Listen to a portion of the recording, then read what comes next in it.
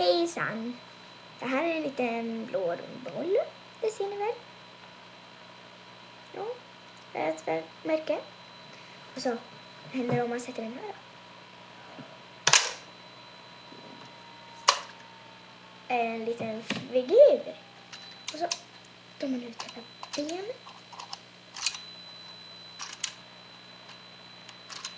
Det här kanske ni känner igen.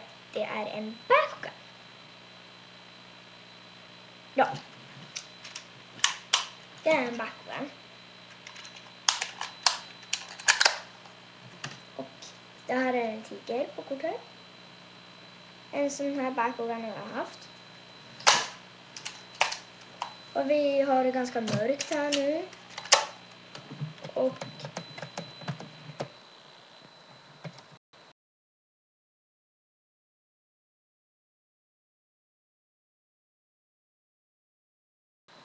in.